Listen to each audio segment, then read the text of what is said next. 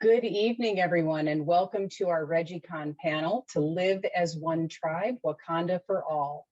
This is the third in our six-part series of ReggieCon panels at Illinois State University. My name is Amelia Noel Elkins, and I'm the Interim Assistant Vice President for Student Success at Illinois State. And we are thrilled tonight to join in the celebration of Black History Month through this conversation about Black Panther, A Nation Under Our Feet by Ta-Nehisi Coates. Before we begin the panel, just a few details to keep everything running smoothly for all of you in the audience. Please know that this session is being recorded and will be archived on the ReggieCon website. Also, if you need confirmation that you attended tonight's ReggieCon event, we will post a link to a form for you to submit a request for confirmation of attendance towards the end of the panel. While the presenters' video and audio are on, we cannot hear or see any guests. The chat has been turned off for this event. However, we will be monitoring the Q&A function, so we encourage you to ask questions of the presenters. After some initial discussion, our panelists will be taking questions from the attendees. And as an added incentive for you to participate with your panelists in the Q&A, we have 9 ReggieCon branded stickers that will be given to the first 9 people who submit a question. And if you choose, we will allow you to join the panel with your video and to ask your question face-to-face with the panelists. If you're not one of the first 9 people to ask a question, that is not your only chance to get great ReggieCon merch. Please visit the ReggieCon website at illinoisstate.edu/ReggieCon to find ReggieCon merch and for information about our other ReggieCon panels. A portion of the proceeds from all of the ReggieCon merchandise sales will be donated to the Red and White Fund to benefit Illinois State students in financial need. Our next ReggieCon panel will occur in March. In recognition of Women's History Month, ReggieCon will focus on Wonder Woman and gender. We hope that these panels can provide a foundation for a live and in-person ReggieCon in the future. At this time, I'm pleased to introduce our moderator and panelist for this discussion of Black Panther, Dr. Scott Jordan, who is the professor and chair of psychology here at Illinois State. Scott, I will hand it over to you to introduce yourself and the rest of the panelists. Thank you so much, Noel. Thank you so much, Amelia. And everyone, welcome to ReggieCon, the con that asks the question, what is your story? I'm Dr. Scott Jordan, AKA Zombie Scotty, cognitive psychologist, philosopher here at Illinois State University. And in tonight's panel, we celebrate Black History Month with a discussion of Black Panther, the world of Wakanda, and the challenges we will face as we work to live as one tribe. Dr. Noel Elkins mentioned the stickers. If you post a question for the first 9, here's an example of what the stickers look like. You can see they're high quality and you definitely need to have one. So I'd like to share my screen quickly.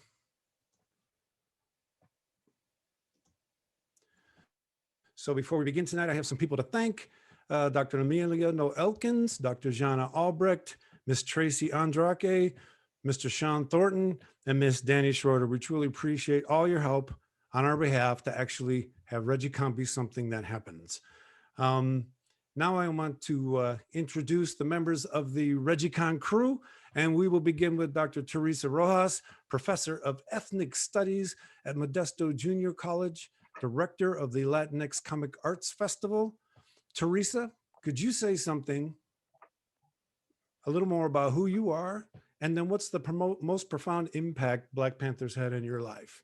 Absolutely. So I am a professor of English and now a new professor of ethnic studies, the first professor of ethnic studies at my college, which is very exciting for me. And I teach English and comparative media. So I do film, comics, television, literature, that sort of thing. And then I do indeed direct the festival, which is coming up March 12th and 13th. We're doing a virtual version of the Latinx Comic Arts Festival. And for me, my introduction to Black Panther was with the film. And so that for me always stands out, particularly the beginning, having at the moment, at the time, I didn't know anything about Black Panther other than, the obvious that it was originated from the comic. So I went into this experience not knowing what exactly I was going to get. And I just remember the that establishing animation in the beginning that gives the background and the history and really situates the audience in the world of Wakanda and thinking, I'm in for something. I don't know what it is exactly, but I'm here for a moment. And I was right. And I certainly didn't know that a few years later I'd be here on this panel, but I'm glad that that was the beginning. Excellent. Thank you so much. Our next ReggieCon crew member is Mr. Victor Dandridge Jr., the founder of Vantage In-House Productions. Victor, could you please introduce yourself and let us know what's the most profound impact Black Panthers had on your life? Of course, as Scott said, and thank you, Scott, for that intro. I'm a self-publishing comic creator from Columbus, Ohio, self-publishing through my imprint Vantage In-House Productions, as well as a teaching facility of You Create Comics. I am the newly minted editor-in-chief of Wizard Magazine, which is making its grand return after 10 years. So I'm very excited about all that. The impact that Black Panther has had on me is the allowance and resolve to critique works featuring characters of color with a specificity that's not just an acceptance that we actually have a platform, but the demand that it is a good platform, which has been something that is a growth and elevation in terms of how minority-based works should be regarded. You know, the first level of it is that we have something at all, but now we are at a point where we can start to demand, you know, excellence and satisfaction in that representation, and that's what Black Panther represents for me. Fantastic. Thank you so much, Victor. Thank you. Our next ReggieCon crew member is Dr. Eric Wesseman, Associate Professor in the Department of Psychology, my buddy in all things nerdy. He's also the curator of the Film Culture series at the Normal Theater. So Eric, what's the most profound impact the Black Panther has had on your life?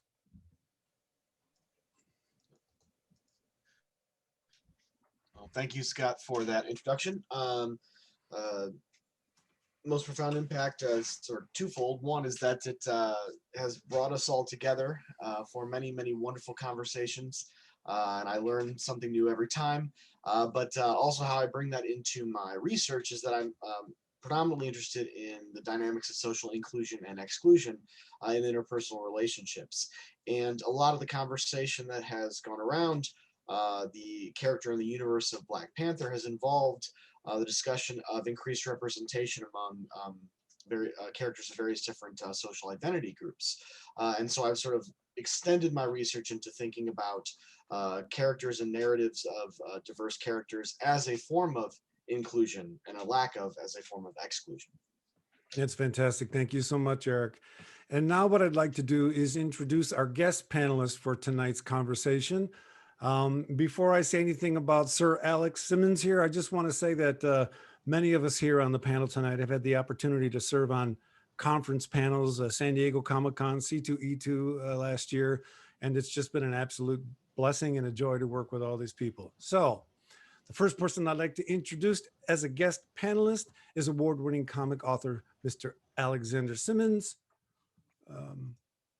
He has authored comics such as Batman, Orpheus Rising, Archie and Friends, Scooby-Doo, and he's actually authored this book, The Art of Making Comics. So Alex, please go ahead and introduce yourselves and tell us what the most profound impact Black Panther has had on your life.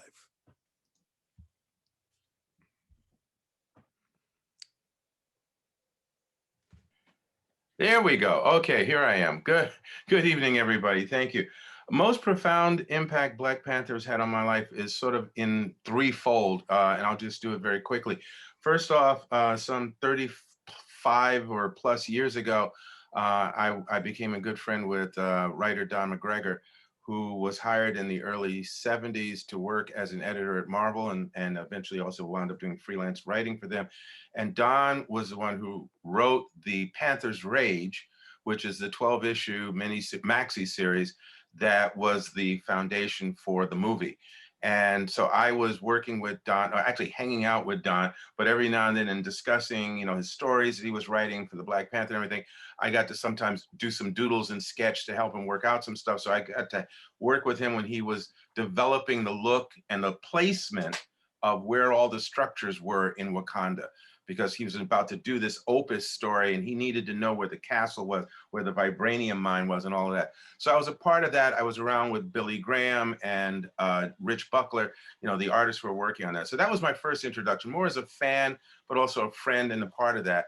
After that, years and years of reading the Black Panther, watching different artists handle that, I watched how, knowing that this character was developing into this really iconic hero. Before, he was just really cool, but now he was becoming iconic. He was coming into his own, and it was having a major effect. And that was thrilling to watch. To watch that happen was really sort of inspiring, and it, you know, it made me feel good that I had been there in the early days of it. Then I met up with Travis Langley, Dr. Travis Langley, who invited me to be a co-editor and to write a little something for the book in which I met you and many of the others, which was the Black Panther psychology book. And that was, oh, geez, 2 years ago. And then most recently, the wonderful writer, Jesse Holland, pulled me in. Thank you, Jesse, to write a short story piece for the book that's coming out, Black Panther, Tales of Wakanda. So this character, you know, came into my life as this exciting, fun adventure character. But over the years, I've watched how society, both Black and white, people of color, have taken to this character, have almost taken ownership of this character.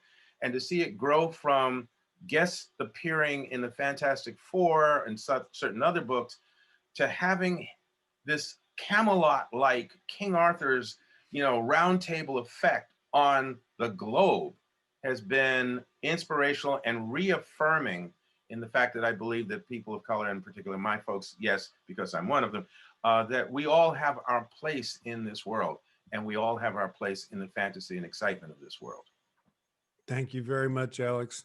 Our next guest panelist is the one, the only pop mythologist and social activist, Mr. Daniel June Kim. Daniel, could you come on in, introduce yourselves, and tell everyone what's the most profound impact the Black Panther has had on your life? Yeah, so hi everyone, I'm Daniel. When I'm in the geek space, like I am now, I use the pen name, The Pop Mythologist, and I'm the editor and founder of a blog called popmythology.com. And on this blog, I have a column called Hero Wisdom, where I like to discuss real world issues, combining it like through the lens of pop culture. And I guess for me, like the impact that the Black Panther has had was it started with this kind of search for an Asian American character and superhero in comics that I could look up to. And unfortunately, I couldn't find one at the time. They were all Asian, not Asian American, which is what I was. And they're all very sort of orientalized, you know, Kung Fu masters and stuff like that. And unfortunately, even now, I don't really have, there's not really an Asian American superhero that I could really say that I really, really like. The closest is Amadeus Cho when he was the Hulk.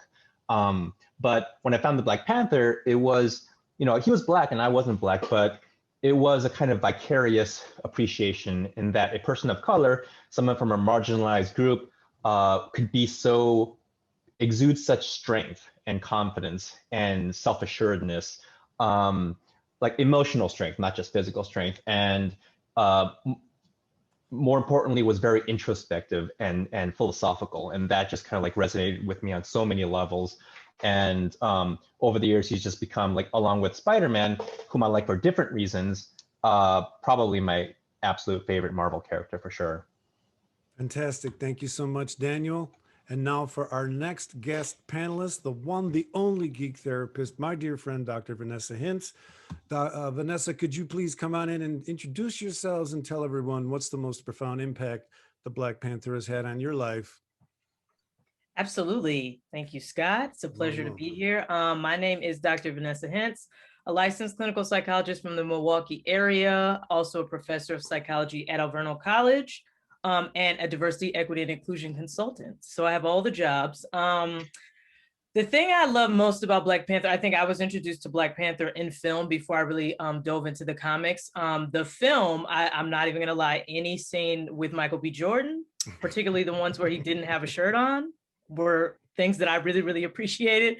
But I think aesthetics aside, I think two things. One, the way the film and even in the comics that they showcase the strength and versatility of Black women, because I think Black women too are often put into a box or stereotyped often marginalized. And so the fact that there were women that didn't meet the traditional standards of beauty, but were, like, I think that we're still beautiful, strong, all of that. So I think the way Black women were portrayed, and I think second to that, my favorite scene in that movie is the scene in the throne room where T'Challa meets Eric Killmonger for the first time, and they're having that dialogue, because there's kind of like no wrong person in that conversation. And I think just that showcasing of even the diversity of Blackness and the Black experience and Black racial identity is something that I truly value. And I think the film got absolutely right.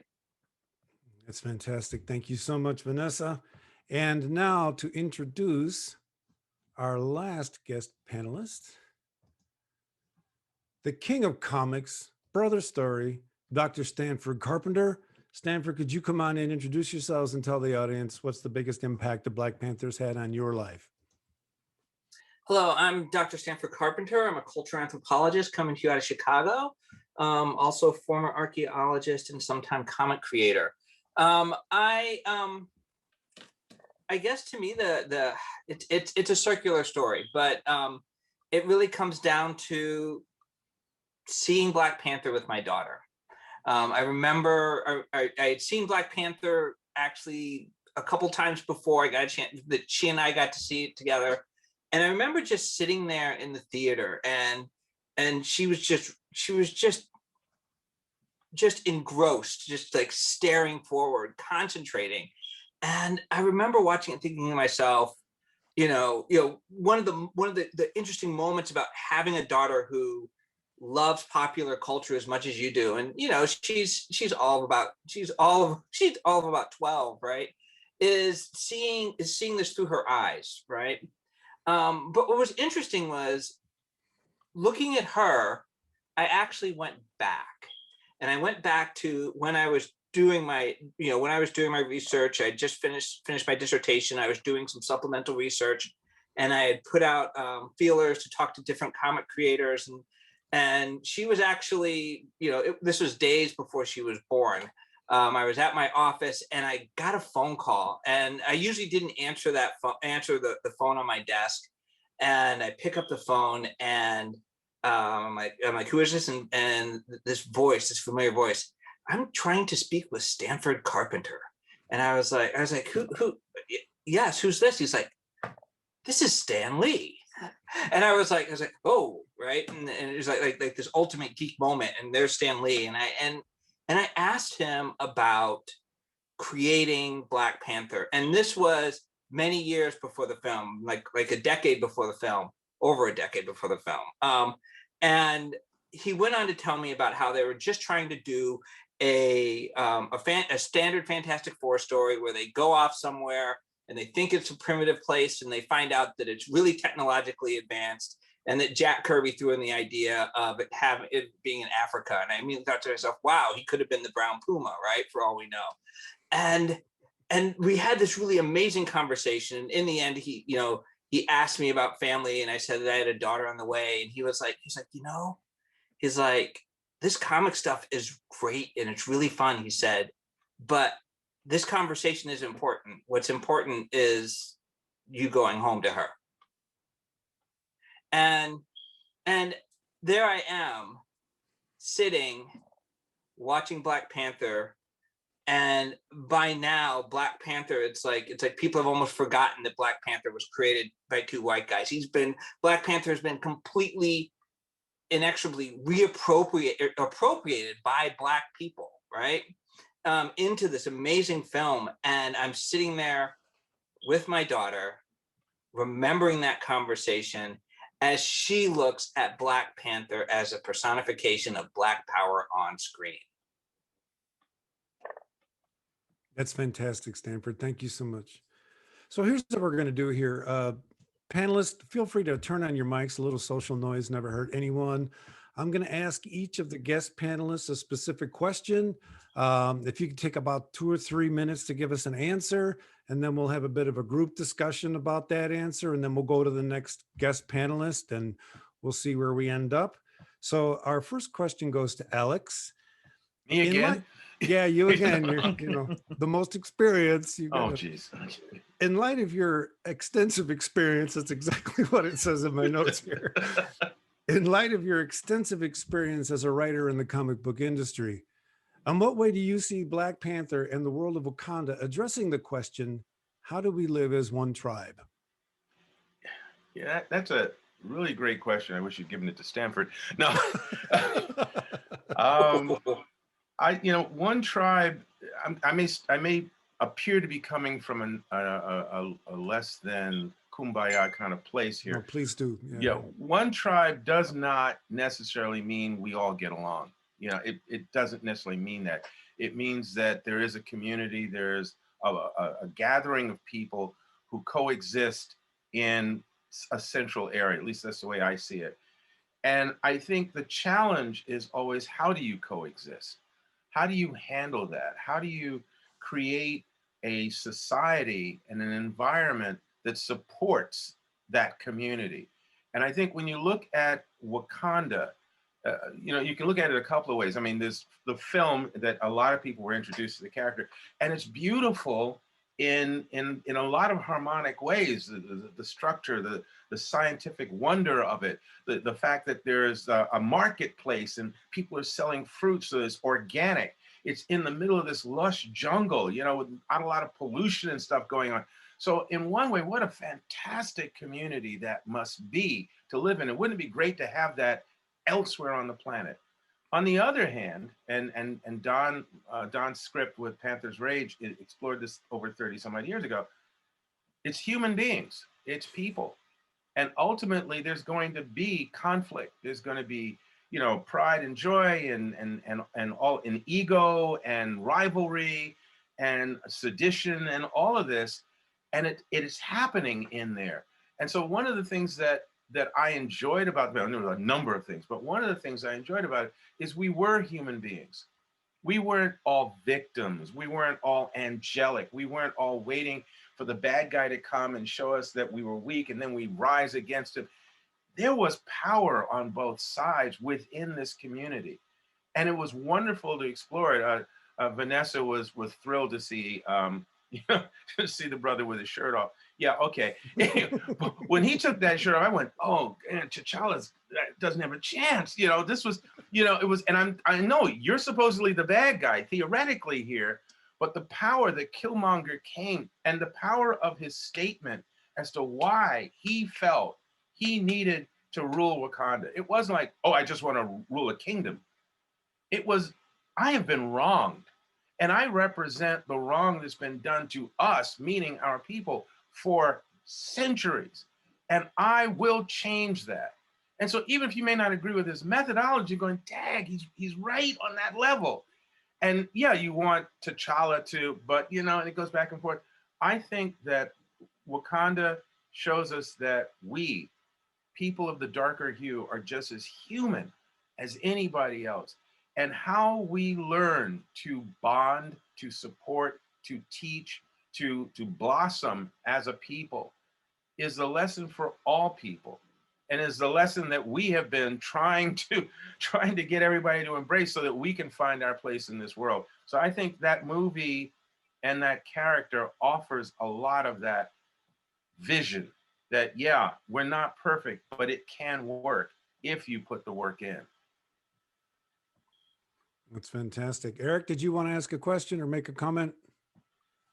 Well, to sort of build off what Alex was saying, one of the things I'm interested in as a psychologist is the concept of identity and how complex identity is, right? So just within one person, we have multiple groups that we identify with. We have intersectionality, right? But also that occurs within multiple sort of concentric circles, right? So sort of also tying into what the moment Vanessa brought up earlier, the sort of ideological discussion between Killmonger and T'Challa, right, is where does that identity border stop or start, right? I mean, like, how fluid is it, right? Because I feel like in the film in particular, T'Challa is sort of struggling with, well, am I the sort of, king of Wakanda, right? Is that where my loyalties lie, or do they go beyond into the diaspora?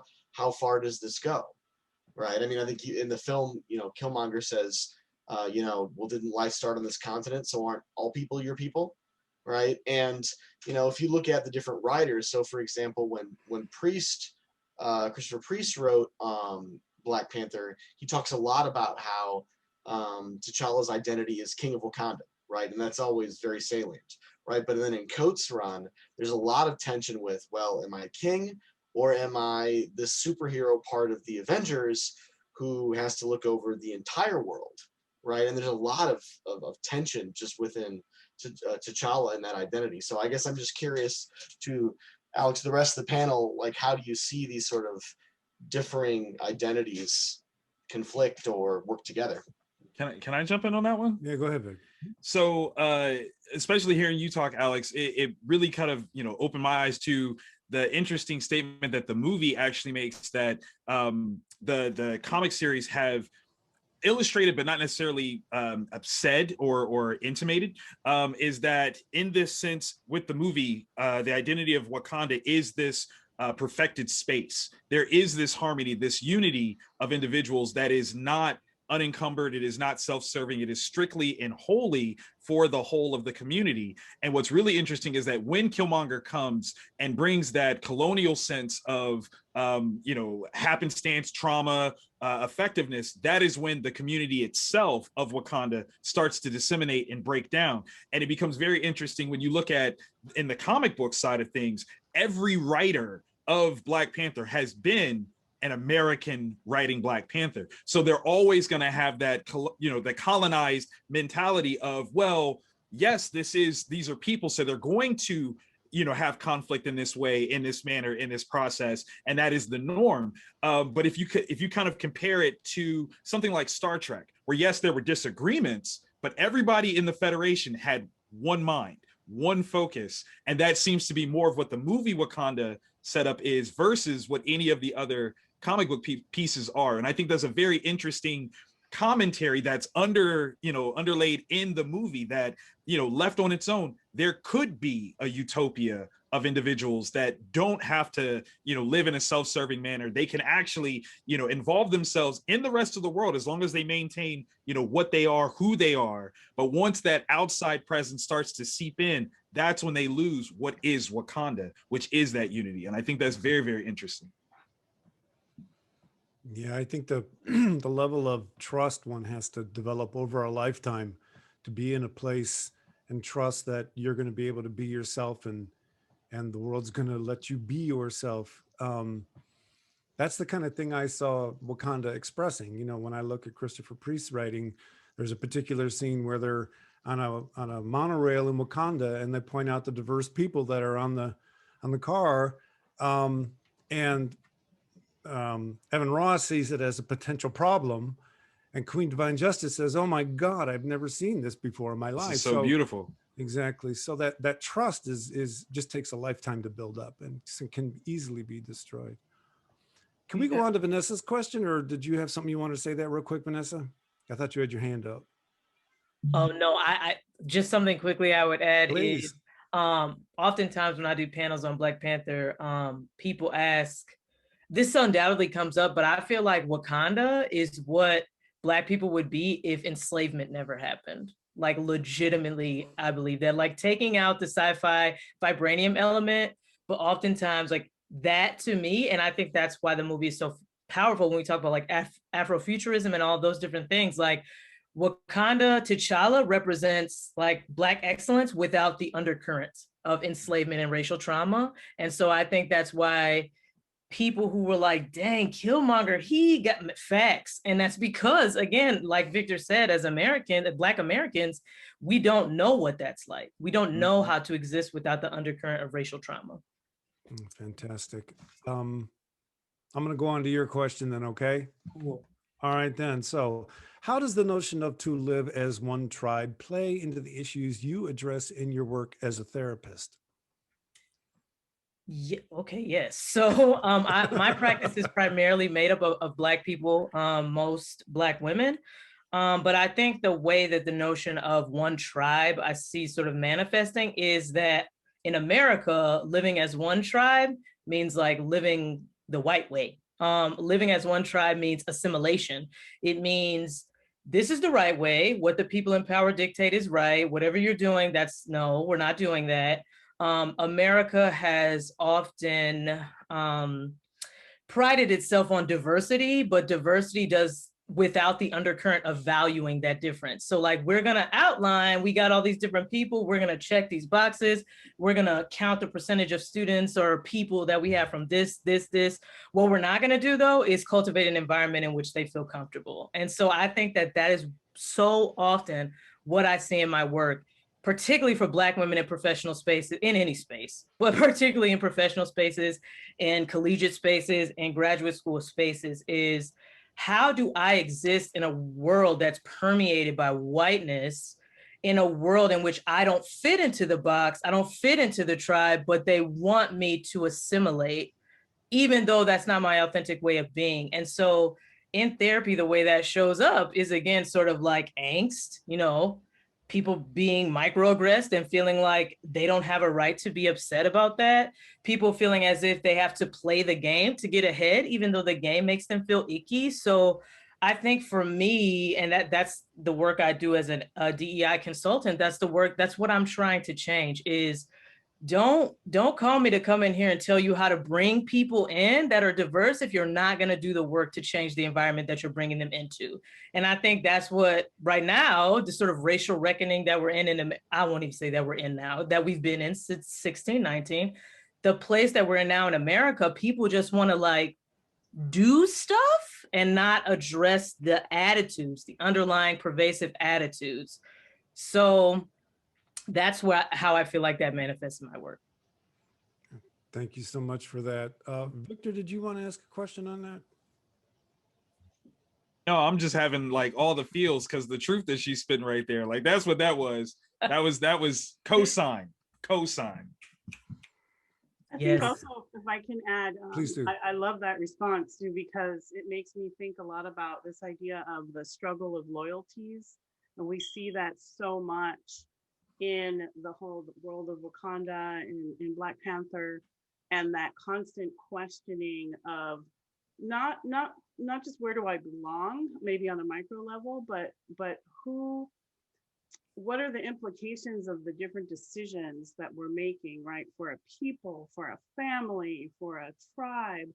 And I think that that's really important that it comes up over and over again, because these are real world questions. So you find your smaller tribe, but then there are implications for the larger tribe, and then the larger tribe, and the American tribe, and the international tribe, and what does that mean? And how does one fit in, and not just fit in, but navigate those different spaces? And that's where we wind up with a lot of the backlash of the anxiety of living and living as a person of color. And then when the majority culture responds to phrases like Black Lives Matter with phrases such as All Lives Matter, trash, you can see that they're turning their cognitive dissonance into entertaining the notion of Black Lives Matter into a virtue for themselves, right?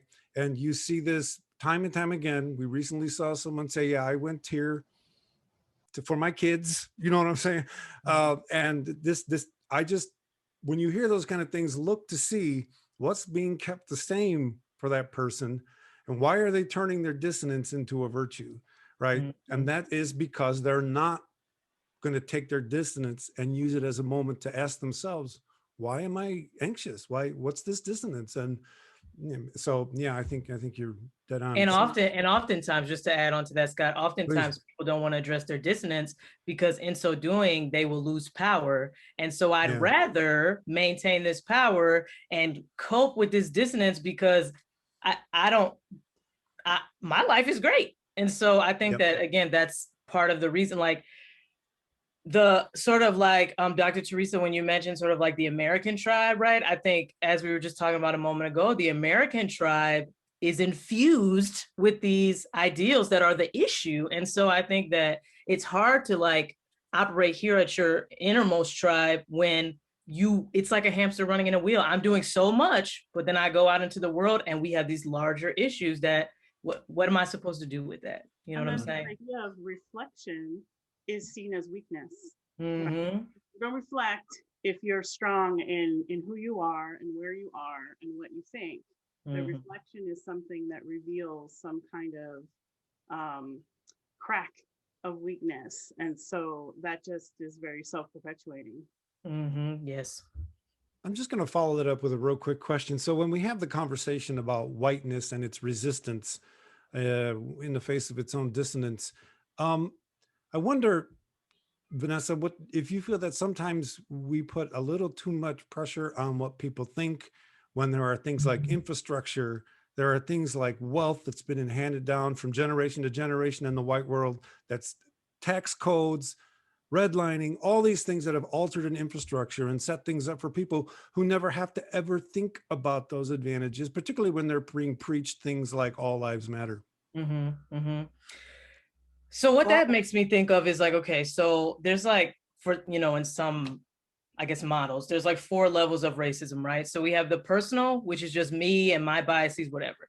The interpersonal, which comes out in our interactions with others, microaggressions, over racism, whatever. And then we have the systemic and sort of like the institutional. So like higher ed, all education is racist. It's whitewashed, whatever. And then we know like the larger systemic injustices that we experience. And so, yes, there's racism present at all these levels. What I would argue as a psychologist and just, you know, an expert in human behavior is that these systems are informed by these people with these attitudes. People with these personal attitudes created these systems, and those attitudes, like the systems, have been lasting. And so we can change the system, but if we don't change the underlying attitudes, we're just putting a band-aid on a broken leg. And so I think we need to, yes, absolutely do things at all 4 of those levels. I think sort of like what Dr. Teresa just mentioned, people don't want to look at themselves though, like, it's not me, it's the system. No, it's you and the system. And so I would just challenge everybody to, yes, like sort of take that holistic view, because racism is not just a people problem, it's a people, a system, a culture problem. No, thank you very much. Go one, ahead, Stanley. one thing I find interesting is when we talk about structures and we talk about systems and we talk about cognitive dissonance, there's a phrase that I think of a lot, which is that the essence of the true essence of privilege is that when you have it, you don't know it, and the moment you know that you have privilege, the privilege disappears and it becomes a responsibility.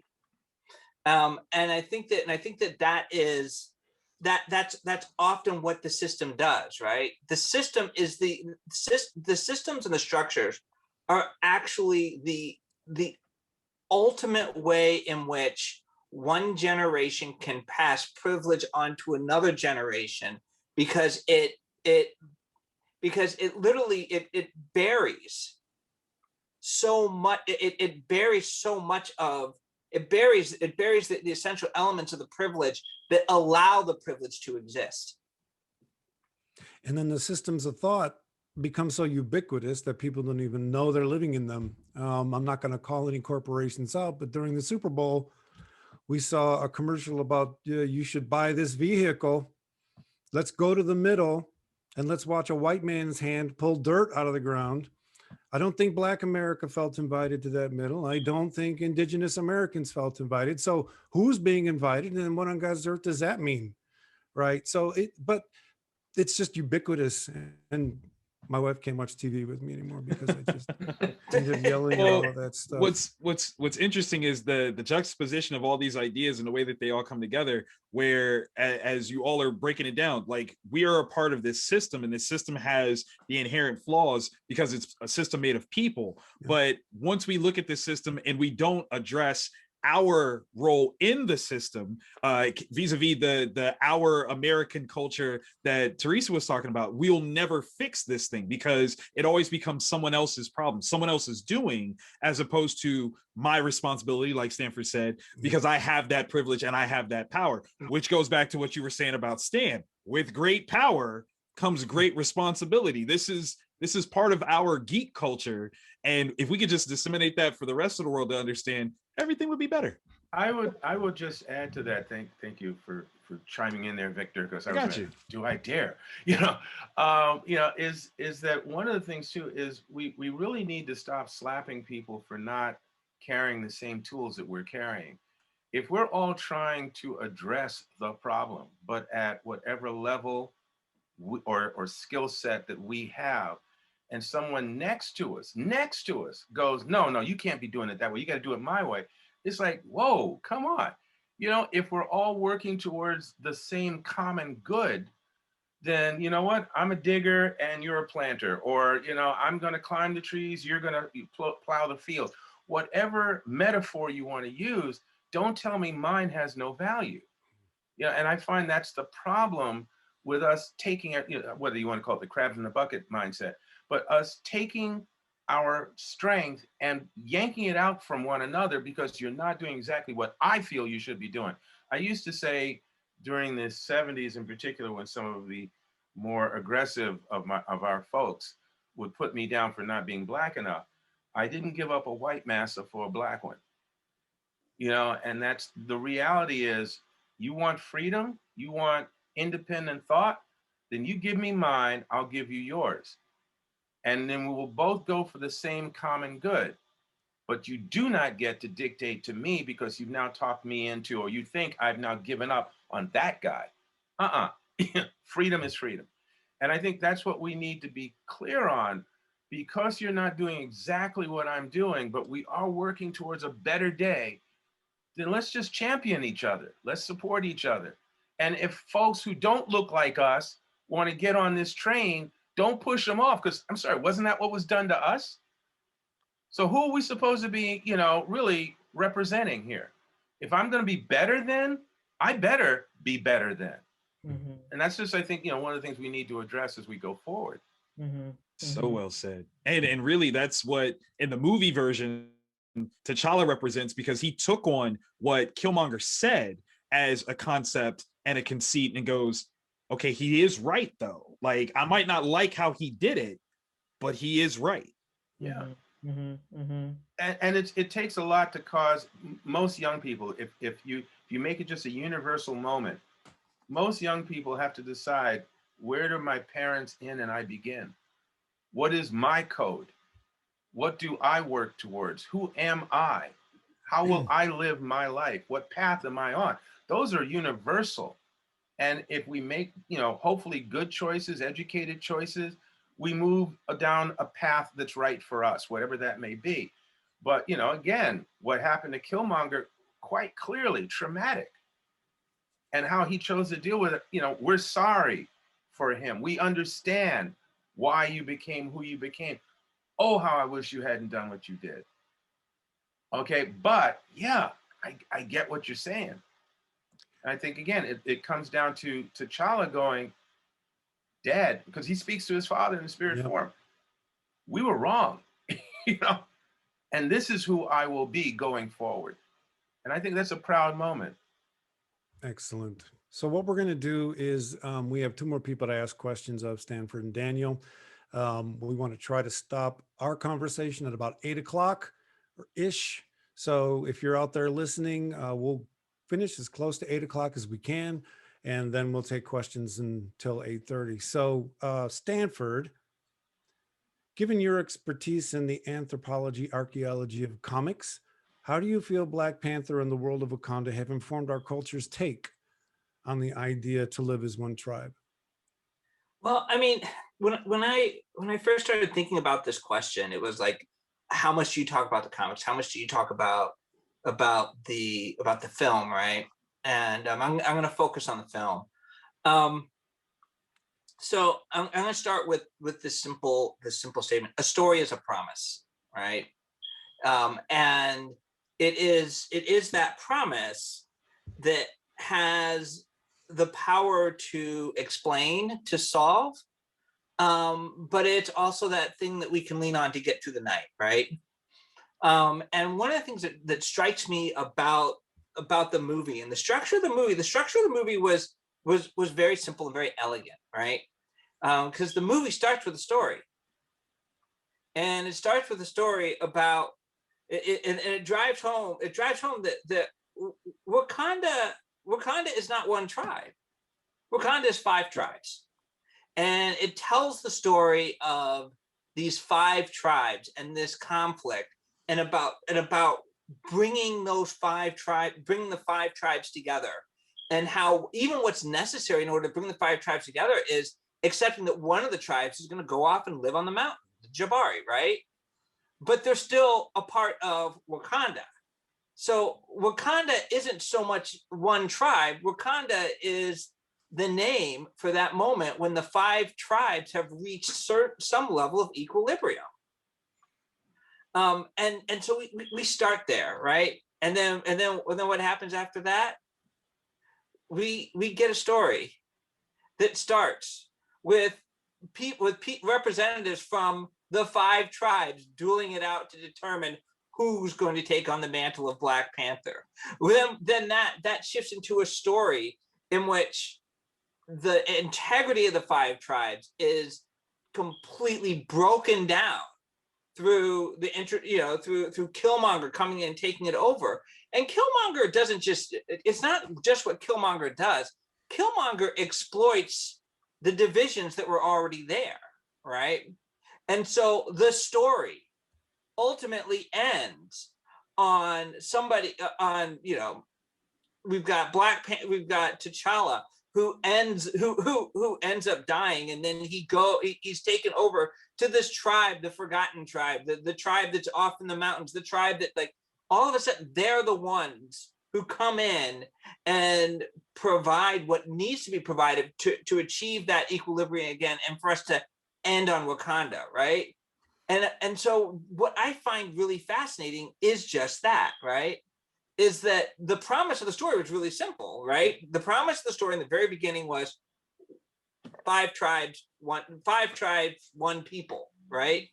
And the story just, and the rest of the movie, it just brought it through. And then the step that it made, once it established, this is Wakanda, that Wakanda is what happens when the 5 tribes are able to come together in some sort of synchronous manner.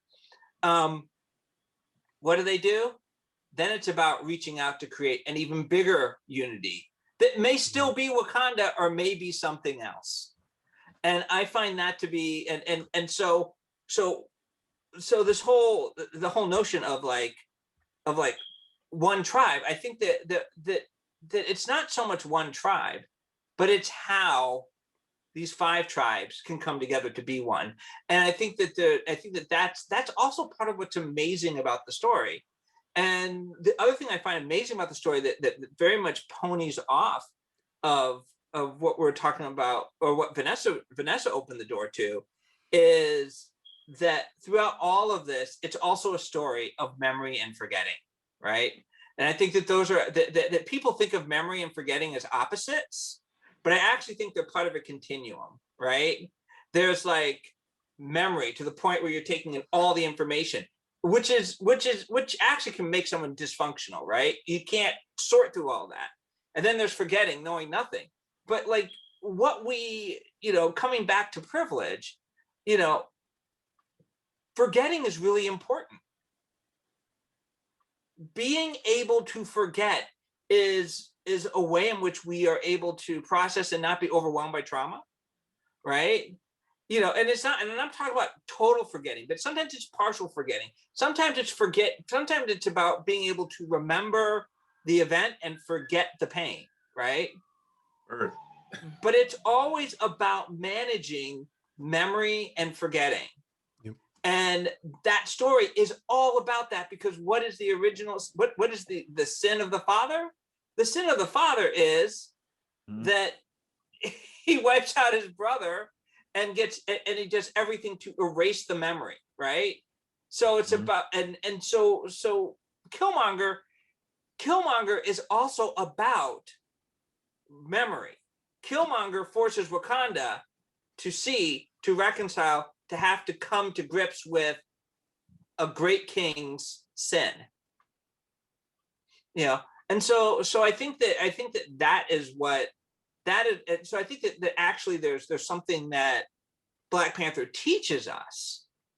It teaches us all of these things. It teaches us, it's a promise. It's the story that's a promise that is all about how our unity can be challenged and how it can be preserved. How we, how we can remember and still move forward, and how we can let go. And in this case, letting go is a form of forgetting. So I'll stop there. That's dope. That's dope. Once again, Dr. Carpenter drops the microphone, Right. walks off stage. It's a Teresa, drink. Yeah. I'm already jumping on because I'm ready. So many thoughts coming together all at once, because what Stanford is saying, I'm thinking is having this really interesting thread with what Alex said earlier about where do my parents end and where do I begin, right? This hit me really hard. And memory and forgetting and carrying on traditions and family and what that looks like. And this idea of where do my parents end and where do I begin is very much at the heart of much of the narrative, right? In that thinking about Wakanda as 5 tribes, 1 world, but there's conflict there, just as there's conflict within families, just as there's conflict, multi-generational conflicts. As a Latina, as a woman of color, I'm constantly dealing with this where the parents are very proud and very like, look at my daughter, but then behind the scenes are like, pull back. You're getting a little bit larger than we like. And I'm like, I'm sorry, did I ask permission for that? Yeah. Those days are gone. And yet carrying that guilt, I'm always thinking about how I'm representing my family, how I'm pushing back, how I'm remembering and telling the stories of my family and of sort of the legacy that I'm trying to create. But to connect it back to the world of Wakanda, what strikes me is how important it is, and this again goes back to what Alex said in the very beginning, how important it is to point out that one world, 1 tribe does not mean one happy family where we're all getting along and it's all love. Yep. It's not utopia, right? This is not a utopian existence, because that doesn't mean anything. You don't grow from that. We don't learn from that. You don't get technologically savvy if you aren't constantly questioning. You must question. You must reject things that don't make sense. You must keep trying in order to move forward. And that's very, to me, that's very interesting. And how I sometimes hear World of Wakanda is like, oh, wouldn't it be great if this was this sort of perfect world? And I'm like, I don't know what stories you're reading, man, but I don't see what's, it's really, innovative, and the ideas that we build on through the Afrofuturism and things like that are really generative, but they are not without conflict for a minute. And in the retelling, in the rebuilding of these stories, there's also this reformulating that's happening. And one of the things that I really appreciate about this whole thing is the possibilities. There's always the building of possibilities that are coming out of that conflict and coming out of the pushing back and coming out of the rejecting of certain traditions and creating new ones. And so that's where my head was going after listening to you, Stanford. So Here. I have to admit, as many times as we've had this conversation, specifically, with this crew, we always find new ways to uncover crazy ground. And Stanford, I got to give you like mad high fives, because you just like what you just said just sent me on this whole spiral of, okay, so wait, based on that, in the movie, Njobu, who is a crown prince of Wakanda, gets forgotten by Wakanda. Like, no one asks about this guy at all. This guy is an actual prince. And Zuri is like, well, the king said we don't talk about it.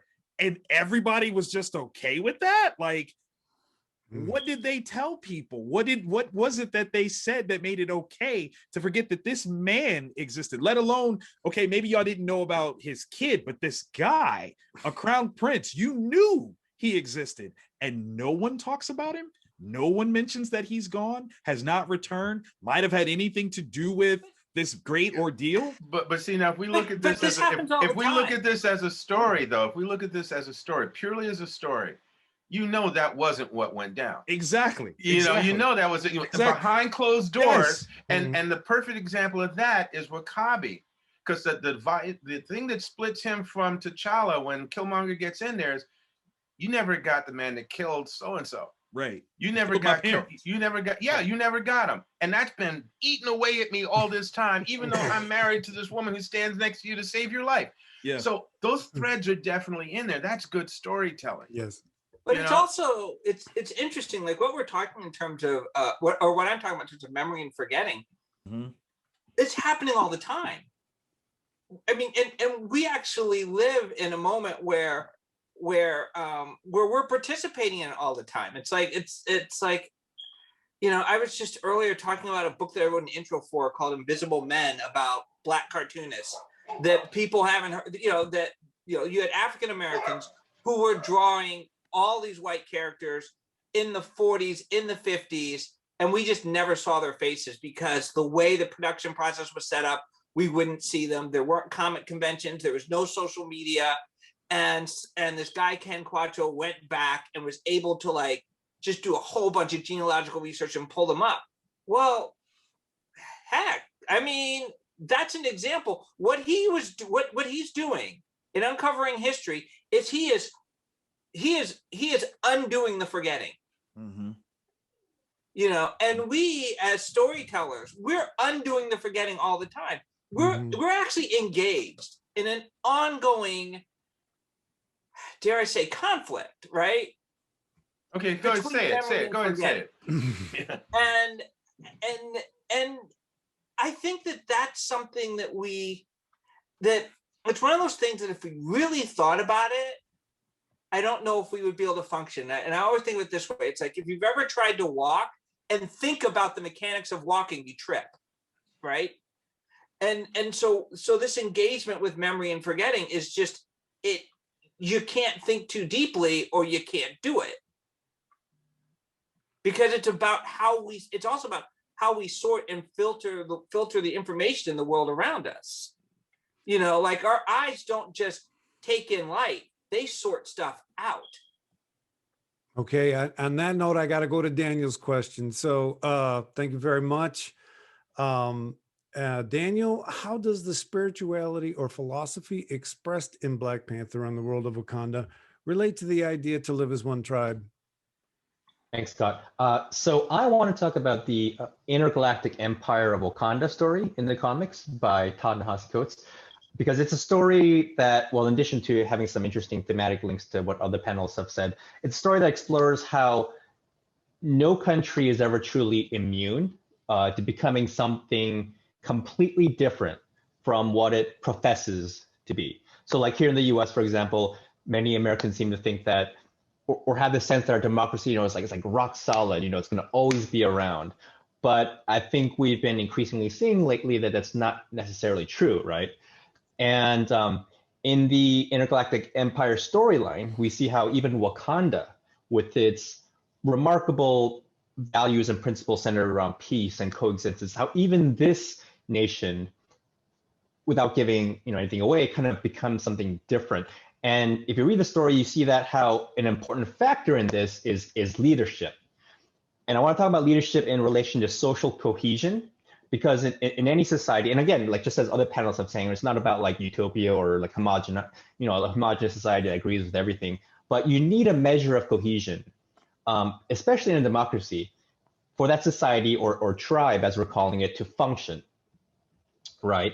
And the problem is that here in the US, our leaders, because we're talking about leadership and social cohesion, our leaders see power as something to be coveted, whereas in Wakanda, the royalty and the people who are kind of like trained and groomed to be leaders, future leaders, see power as a burden. And you see that pretty much, especially in all the comics, but especially in Ta-Nehisi Coates' stories, and definitely in the Intergalactic Empire story, you see like T'Challa tortured about this, and he even says this one line: "There is no me." Because his life is not his own. So power is not something to be coveted. It's a burden to be avoided unless you have to do, or unless you're called to it, right? Like a sacred duty. But here in the US, it is something to be coveted. And then when you attain it, you use it to serve your own interests, okay? And unfortunately, these self-interests tend to go against the interests of the tribe, the collective. So for example, to stay in power, our politicians use divisive tactics. And unfortunately, they work. They work to keep them in power, but they also have the unfortunate effect of breaking apart our tribe or our society in ways like, and we've always had divisiveness in our country, in our history to varying degrees, but it's like what we're seeing now is like nothing I've ever seen in my lifetime, and or in the ways that I've read about in the history that I've read. So how is it that like the Black Panther approaches power as a burden, and our leaders see power as something to be coveted and to use as a tool for self gratification? And I think there are many reasons. I don't have time to talk about all, obviously, but I'd argue that one reason has to do with our educational system, and something that is lacking in our educational system. And that goes for like the average public school system, including the most elite institutions, which sort of like pride themselves as kind of like, turning out the next generation of leaders, right? And I'm talking about the absence of philosophy, especially the area of philosophy that we call ethics. So not so much like epistemology or metaphysics, but like who cares about that? Yeah, like ethics, right? And if you read the Black Panther comics, even though it's not explicitly stated, it's pretty obvious, right? If you imagine it as a real place and you imagine these as real people, it's pretty obvious that T'Challa and Shuri and previous Black Panthers, like an important part of their education was philosophy, and more importantly, cross-cultural philosophy. Because I think another problem is an excessive focus on Western philosophy, because it kind of excludes other worldviews. And when I think about the Black Panther, a historical leader I think of is Marcus Aurelius, who was like a philosopher just as much as he was an emperor, and that's what the Black Panther is kind of philosopher king. So to kind of like wrap up everything that I'm saying here, and to provide one suggestion, I think the first thing our schools need to do is approach all kids from all backgrounds, not just privileged ones, but all kids from all backgrounds, treat them as potential future leaders or Black Panthers, right? And then teach them ethics and philosophy, not in an academic way, but in a experiential way where you're having them grapple with real problems, and then kind of having to constantly project themselves into that and then imagine what's the right thing to do. And this wouldn't guarantee that all children and kids would become like future wise and selfless leaders, but it would increase the chances, I think. Hear, hear. Yeah, I love what you just love what you just said, Daniel. I've often thought that one of the requirements to graduate high school is to put an event on for the public and deal with the public to get it done. In other words, deal with the world as it is, not as the life you've been able to live because of privilege has shown you it might be, but actually make the world and work with the world as it is. I think all too often the privilege systems we set up actually prevent people from having those opportunities, and then no one ends up talking about it. So look, we've got 4 questions in the chat. I think we got another one too. I think we just got 5. Oh, there you go. So Amelia, Jenna, go ahead, please run the questions and we'll go from there. Okay, thanks everyone. I'm going to start with the first question that came in, and that's from Trinity. And Trinity says, I'm a mixed kid, Latina and white. My friend who is full Pakistani and I had a conversation about struggling with not feeling good enough with the society that we feel like we are supposed to conform to in America and with our roots. This is something that I've been seeing more and more in media, especially with light-skinned persons of color and Americans. How can we deal with these trials of identity and live as one tribe when there are deep underlying stereotypes that we grow up feeling like we have to conform to? So we don't have an order here. So whoever wants to take that question, please go ahead. May I? Go ahead. As one of the people here who has a mixed offsprings, the hardest thing for my kids was to become comfortable with who they are, to actually not what they are, but who they are. And yes, what they are and influences of family and things do come into the equation. But you've really got to be okay with who you are, your beliefs, your values, your goals, your dreams, your ambitions. And sometimes it will push your parents' envelope a bit because, you know, I adore my kids and I consider myself, oh boy, am I broad-minded and all this kind of stuff. But they'd come at me with some stuff. I'm going, whoa, wait a minute. Whoa, okay, wait, slow down. Let me try and wrap my head around that. You know, but the reality is, yeah, their mother is one thing, I'm another. And the reality is that when they're out there in the world without us there with them, they have to deal with that stuff. So yeah, I can say, don't worry, sweetheart, you're just as valuable as, no, you know, who are you, babe? Mhm. How do you feel? What do you want? You know, what's, you know, and working on them feeling valuable. So for people in your position, it's really about you becoming comfortable and even, dare I say it, proud of who you are. You know, and then you can deal with whoever comes at you about what. Because first off, it's none of their damn business. Okay, that's the first thing. That's it. That's flat out. But then for you to be in a position to feel that, you have to know, hey, I'm sorry, I'm all right. I got no problems. You got the problem. And so I would say start looking at it from your place of power and your place of value within. And that will help you on that journey. If I can add to what Alex is saying, the first thought that came to mind was the person that gets to decide who you are is you, not other people, not everyone else. And people will have lots and lots of opinions, no matter which road you take. Right? I was told, well, you either are a scholar or you're an artist. You can't be both. Yeah. Jokes. Well, again, don't ask permission, just do it. And it's easy to say now, and I want to recognize my own privilege at this point. But I wish I had known that back when, that I'm the one who gets to decide. It's not your parents, it's not your friends, it's not, you have to discover your own identity and what that means to you and what's important to you. And whatever you decide, that is okay. And people won't tell you that. Yeah, one of the things I had to teach my kids, I just call a little bit of mental kung fu. When someone is doing something to insult you for whatever reason, color of your skin, your gender, whatever, please understand that if they're trying to bring you down, they're trying to make you someone so they can try to be someone else. In other words, the work they're doing is about them. It's not you. And then I would ask you to make sure that you don't let them be around you.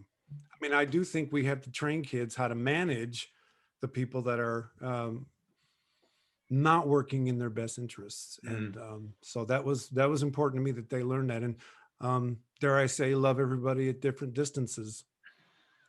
Right. I like that phrase. Vanessa, you sat up. Come on now. You know, I saw did. you. Come on now. I did. And I think this question is impactful to me because I too am a light-skinned biracial person of color. And the one thing I'll say in addition to what everybody else said is I truly believe that code switching is my superpower. Like it took me a long time to get to the place where I felt authentic in code switching because to me it always felt like a burden. And through my own sort of identity work and dare I say my own therapy, like being able to get to a place where, just like everyone was saying, I feel comfortable in that and I get to decide what code switching is to me. And to me, it's my superpower.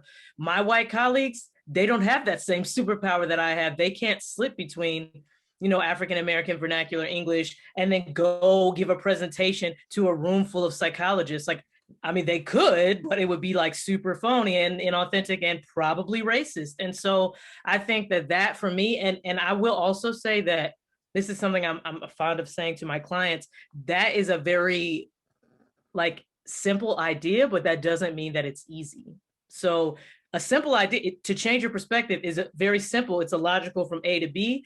That A to B path can look like this. And so I think to allow yourself that grace to go through that process, because ultimately getting to a sort of cohesive, to Daniel's point, sense of even identity personally, I think is a journey that we all take at different paces. I knew I liked you. One thing that comes to mind is the two things came to mind. First was the phrase, it's important to be comfortable being uncomfortable.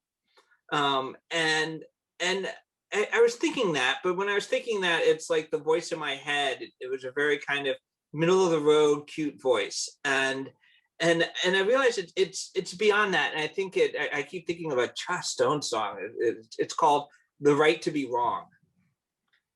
And I think that the one way in which people of color, and especially people who are seen as being of mixed heritage, because we're all mixed in some way, right? Mm-hmm. We do not live in a bastion of purity. And in actuality, whiteness is really if you really look at whiteness, it's very much about a false sense of purity. Mm-hmm. But the best way to oppress somebody is to deprive them of the right to be wrong. Yeah. And if you can reach a point where and to get there, you have to be comfortable being uncomfortable. But if you can reach that point, that's when you're ready for liberation. That's when you're ready to really move forward. Because what is wrong is going to change, and to do that, it's difficult, because it's much more difficult as far as ethics, because you really have to think about those types of things, right? But I think that's, if I was gonna try and put wisdom in a phrase, I would say, the most important thing is to reach a point where you feel like you have the right to be wrong. Because that's when you have the ability to truly risk. And it's also when phrases like, when people say, well, if you're American, you're American. So whatever you are is what being American is, right?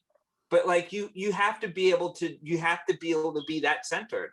That it's not about that you're not trying to be right. You have the right to be wrong, and it's about being something genuine to yourself. Genuine, yeah. That's mic drop number 2 for the evening.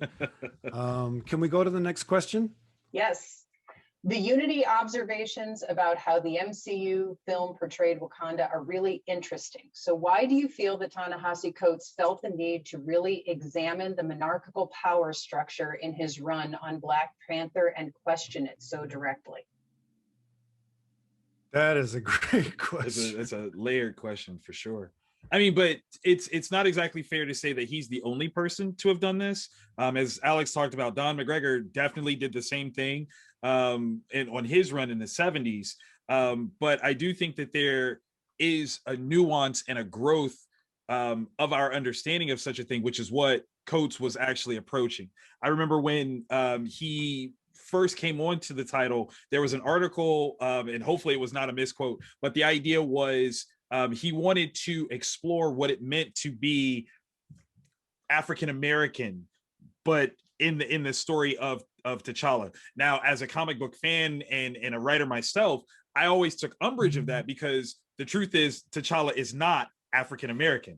He is an African king, which is very different. There's a number of things that on paper that are happenstance of the plight of Black Americans all the time that he will never ever understand. Like with but a quick card, a police stop stops immediately when he says diplomatic immunity and the cop has to go, my bad, I'm sorry. That's not something on my end that can be translated to that character. He can't do that. But I think that there is something that he's trying to address in terms of the figurehead statement of culture and being of a community. And that's honestly how we look at that. The person that is our figurehead is our king. You know, one of the last times we ever had that happened to be the man's name. You know, Dr. Martin Luther King was a figurehead of the Black community, and that's what we looked at him as. He was, you know, he was prestige. He was everything that we wanted to be. We put him on a pedestal and we followed him because that's how we operate. And I think that's really what it is, not just a literal monarchy, but that figurehead sense of what he's trying to talk about. I would also say that, again, going back, pardon me, going back to purely as a storyteller, is we're human beings. There is no absolute perfection. Everything is up for grabs as a study. As how do these people, these personalities, these particular personalities, how do they carry that weight? What are they in it for? How are they dealing with the people that are coming to them? What do those people want? That's great story material. And to not look at that is to sort of then find yourself going, okay, so what did we do the last time? Well, I guess we could do this time.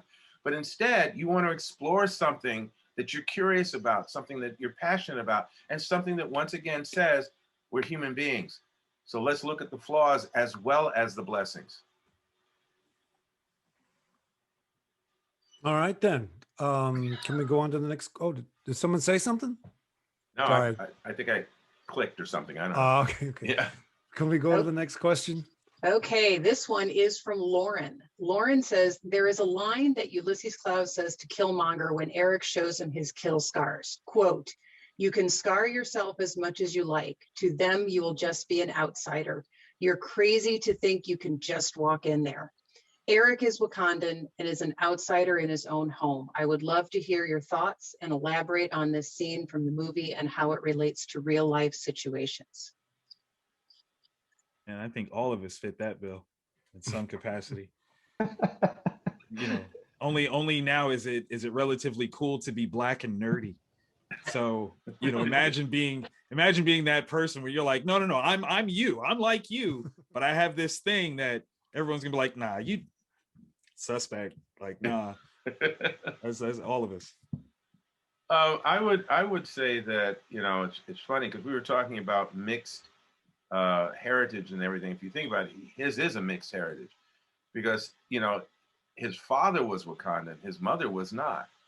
So if you want to look at it that way, you know, he's only partial.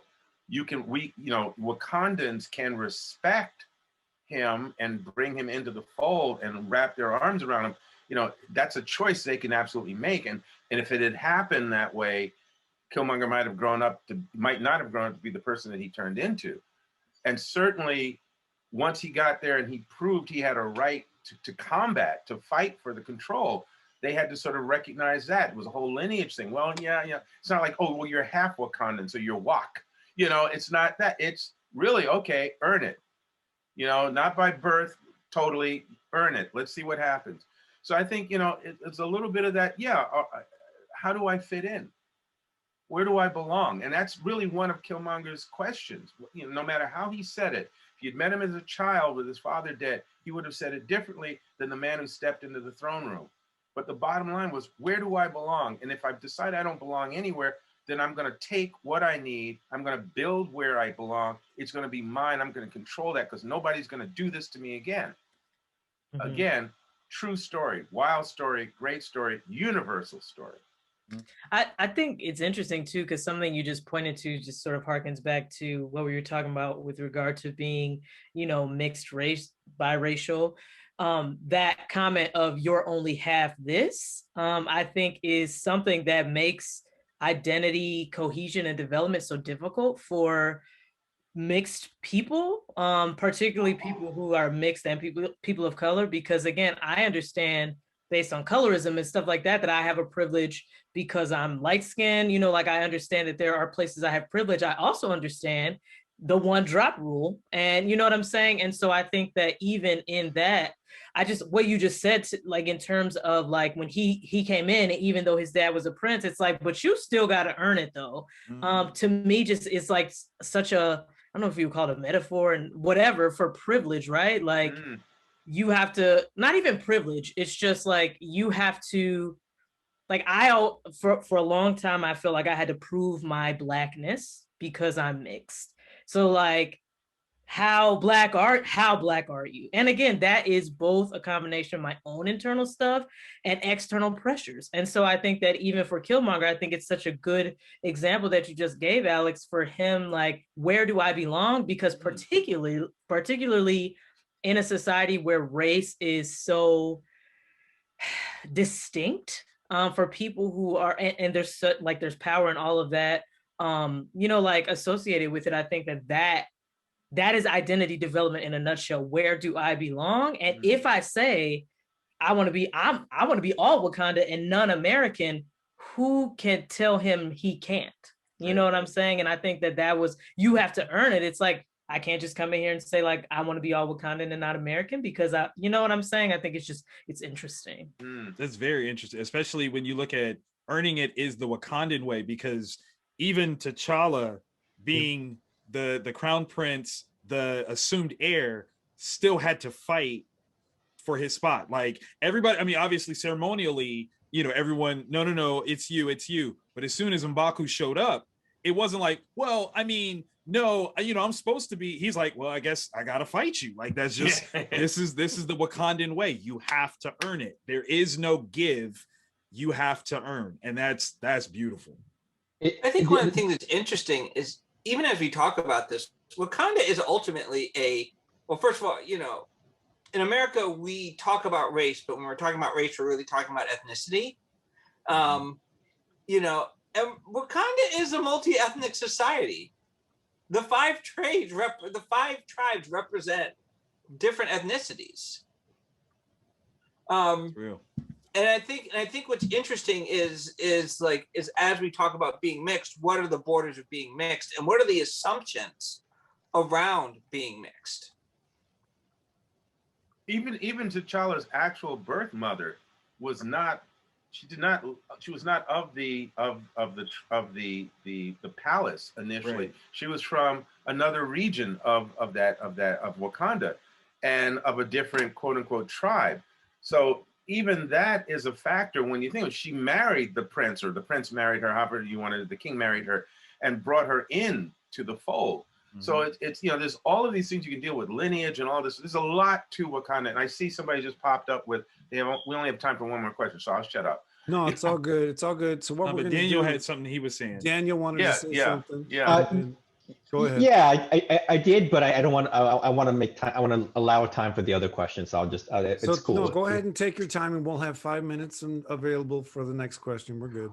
Well, I just want to kind of like add to what Victor was saying about the concept and what others panelists have said about earning it, in which again, going back to the intergalactic empire storyline, and just in the comics in general, we see how. And whether it's Shuri or T'Challa or whomever is in the role of the Black Panther, they're constantly being tested for their worthiness and their capacity and wisdom to be the Black Panther.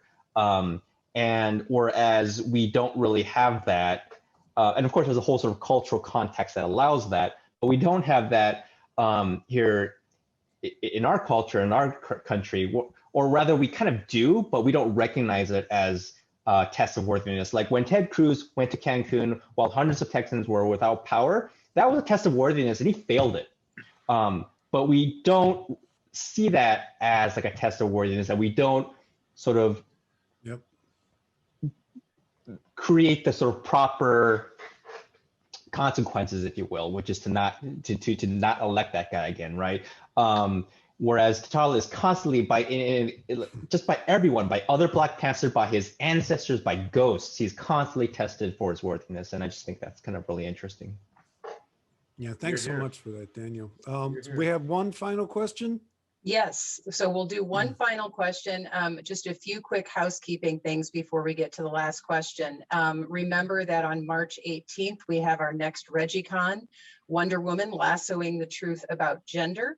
And then please know that if we didn't get to your question in the Q&A, if you submitted it with your name, we will still try to get you the stickers that Scott promised you so that you can get that and have credit for submitting your question. So I'm going to do this last question. This is from Travis, who put it in the chat because I think it is a great ending question. And the last question is, what needs to happen with Black Panther heading deeper into the 21st century? First of all, should we all just say hi, Travis, together? Yay, Hi, Travis! Hey, Travis. Travis! Hi, Uncle Travis. Yeah, right. So who wants to jump in on that one? I mean, I don't know if I want to answer that one and give Marvel a free story to write. How about that? There you go. How about that? I'll answer that question when Marvel writes a check. Can I? Okay, so then I'll say this. It's a selfish plug here. In a Black Panther Tales of Wakanda, you have a variety of stories about Wakanda and characters from Wakanda. It's not all Black Panther stories. It's, you know, mine is about his mother, his birth mother. There are others in there that go all over the diaspora of that world. And so I think what we're looking forward to in the future is to watch this grow even further. And one of the things I love about this particular conversation this time, and I think one of us said earlier, we've done this 100 times before in other locales. Oh, it was you, Victor. Now I'm looking at you smiling. Ethics, you know, that came up quite a bit during the dialogue. And I think one of the things that you do get out of Wakanda and the Black Panther stories is, yes, they are being tested. Your worthiness is being tested, not your power, not your muscle, not just your technology, but who are you as a person? What do you care about? What do you hold precious? What will you defend? What do you believe? You know, and will you stand against great odds to protect others? And even if we look at the Black Panther's position in the Marvel Universe, one of my favorite scenes, there's a couple of them in Endgame, is, first of all, it starts with Cap standing up against Thanos's group. Like, Cap has got little left, but hey, okay, bring it, because to take over the world, you still got to go through me. So I was enjoying that moment, and then I hear, you know, Falcon in the headset, and then finally on your left, and the first folks that come out of the aura, the magical aura, is T'Challa and Shuri and one of the guards. And I thought, yeah, okay, this is sweet. I love this. And just as I'm leaning into that, just within the timing, I'm leaning into that, the others start to show, and T'Challa begins the chant. And I'm thinking, yeah. And you see Cap start to stand up just a little bit taller. And then the rest of the army comes. And I'm saying, yeah, all right. That's it. Yes, there's my world. And then there's this world, and I will stand here before any force to defend it.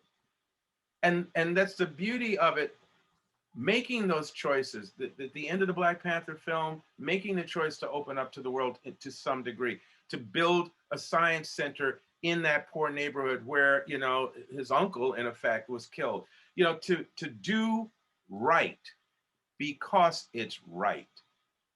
Those, I think, are things that this series, these characters, that world can help illustrate for a whole new generation, let alone those of us who remember it over these many 35 plus years. Can we just give Alex a mic drop and Right. and right. Okay, that's two for Stanford, one for me. I'll take it. Thank you. Yeah, we do want to shout out that this will be the 55th year of Black Panther's first appearance. Yeah. So big shout out for that. Well, okay then. It's 8:30. Unfortunately, it's time to bring tonight's ReggieCon to a close. Again, thanks to all of you for attending tonight's panel in celebration of Black History Month. We'll see you at our next ReggieCon next month when we celebrate Women's History Month with a discussion of Wonder Woman lassoing the truth. Again, thanks to everyone who helped make tonight such a special event, and have a good evening. Bye, everyone. Thank you. Bye-bye. Bye-bye.